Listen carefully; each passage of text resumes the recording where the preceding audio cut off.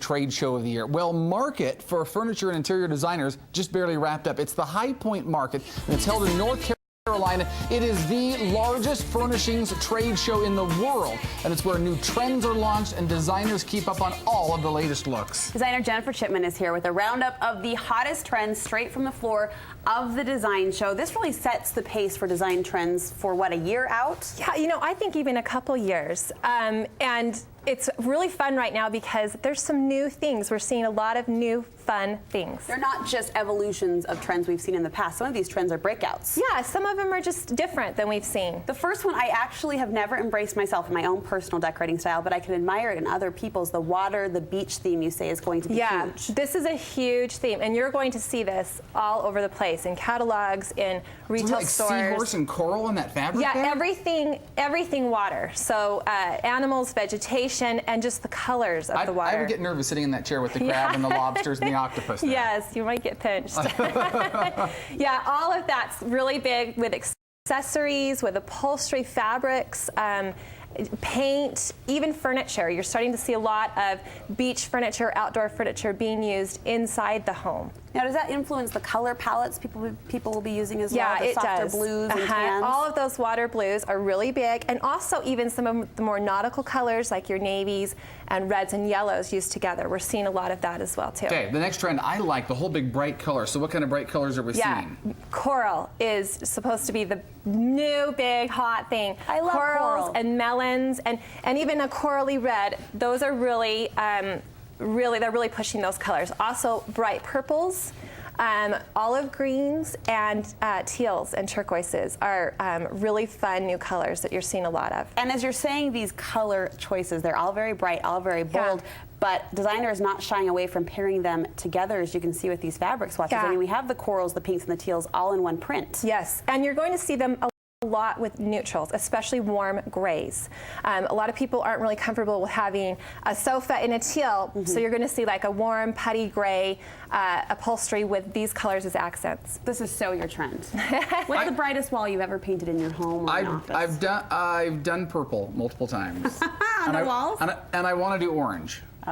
Yeah, see? I've done sort of a muted orange. You're going to be right in style. I'm loving this You now. are ahead of it. You can use that to convince your wife. I'll tell her, honey, if you're watching, big, bold colors, they're big this year, according to us here. That's right. What's mod revival, another trend you're seeing? You know, I think because of Mad Men and, you know, all of the movie, we're seeing a lot of this 60s revival. And so a lot of metal legs, square, modular pieces, stacking pieces, low profile pieces, especially like with home office decor, that you're going to see a lot of that as well.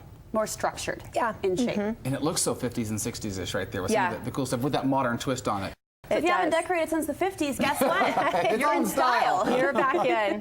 The one I'm confused about is the 21st century classical. And Yes. Classical seems like old traditional stuff, and 21st century seems modern contemporary. What is the blend here? Exactly, and I think this is really going to take hold. And this is just a look where we have beautiful American traditional with a little bit of a modern feel to it. It's a little bit cleaned up.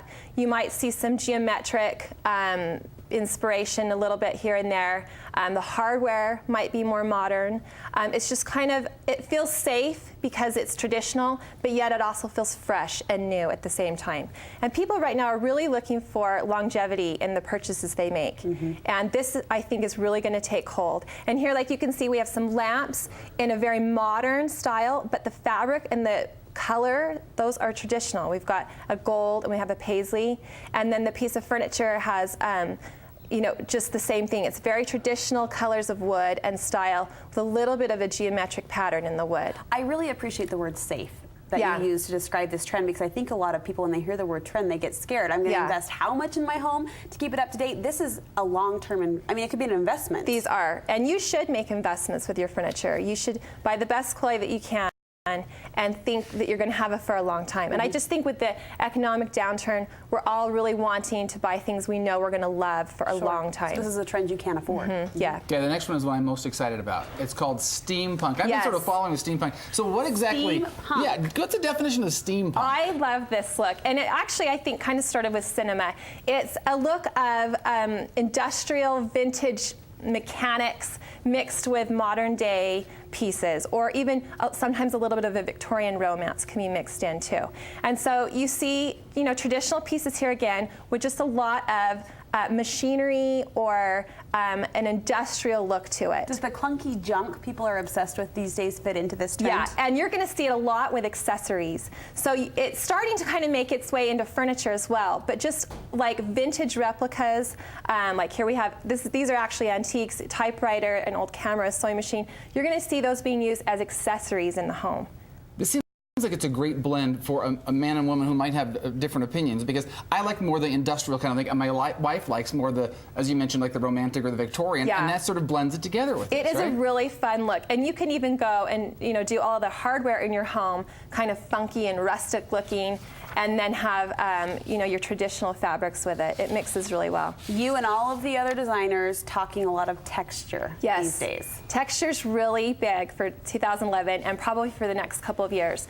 You're going to see all kinds of textures like embroidery, embossed fabrics, puckers, pleats, ribbons, burlaps, chenilles, just all kinds of texture is in. And are we mixing these textures? Yes, mixing it all together. On the walls, for your upholstery, artwork has a lot of texture in it. It's just everywhere What kind of textures on a wall? Like painted texture, or is it actually physically real? Physically textured, like you're going to see a lot of grass wallpaper.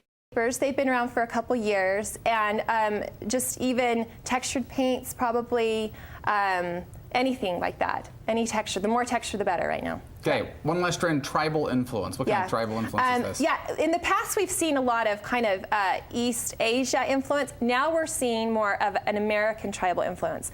Think about like Hopi, Mayan, Incan, Southern America, Northern America, Indian tribal influence. We're going to see kilim rugs, ikat prints, distressed leather, reclaimed woods, a lot of things that just kind of feel like a rustic, maybe a Navajo feel to them. That's going to be in. You are so fabulous about working with your clients one-on-one to achieve that custom look for their home. What do you hope, as people see these trends and as you work with your clients in the coming year, what do you hope they take away from the idea of a trend? Is there a room for trend in our budgets and in our homes? Yeah, you know what? There's always room for trends, but you want to do them right. You want to invest in good pieces, like I said before, that you can have for a long time. And then, but don't be afraid. Don't be afraid to do some bold color on the wall, or do some funky fabrics on a chair, or just really fun accessories.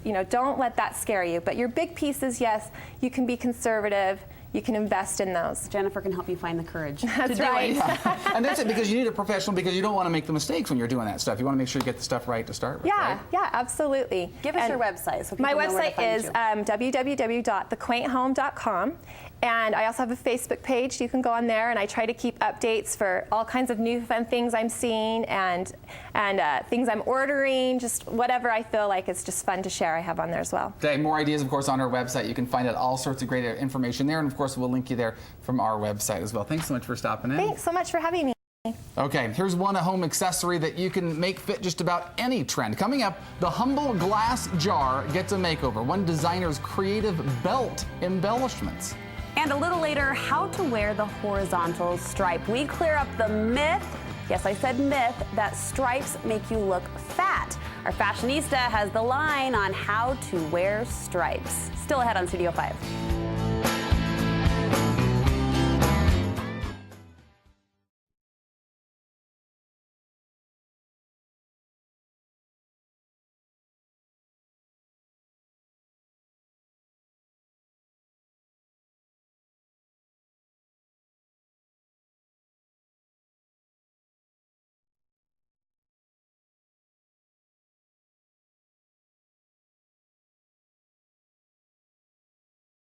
Clean and see-through glass jars make for